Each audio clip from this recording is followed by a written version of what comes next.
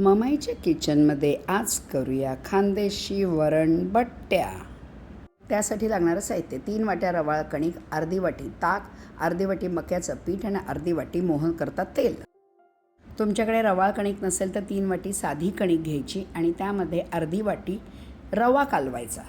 कणकेमध्ये ताक सोडून सगळं कालवायचं। त्यात थोडासा ओवा, मीठ आणि हिंग टाकायचं आणि सगळं मळून घ्यायचं। कणकेच्या प्रत्येक कणाला तेल लागलेलं आहे। आता त्यात ताक कालवायचं आणि थोडं थोडं पाणी घालून घट्ट पुरीसारखा गोळा भिजवून घ्यायचा। हा भिजलेला गोळा अर्धा तास मुरायला ठेवून द्यायचा झाकून। अर्धा तास झालाय, आता हे अजून चांगलं खूप मळून घेऊया।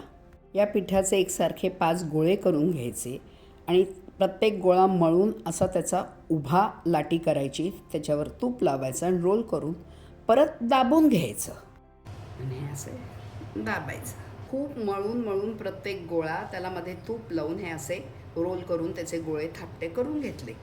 खूप पातळही नाही करायचे आणि खूप जाडही नाही करायचे। फ्राय पॅन चांगलं तापलं आहे, त्याच्यात आधी तूप टाकून द्यायचं आणि हे असे एक एक इथे ठेवून द्यायचे। प्रत्येक बट्टीवर तूप टाकायचं आणि 10 मिनिटं हे असं झाकण ठेवून सिमवर ठेवायचं। झाकण काढायचं, त्या बट्ट्या उलट्या करायच्या आणि परत झाकण ठेवायचं। 10 मिनिटं झाले, उघडून बघूया। दुसऱ्या बाजूने सुद्धा छान परतले गेले आहेत। या आपल्या खानदेशी बट्ट्या वरणासोबत खाण्यासाठी तयार।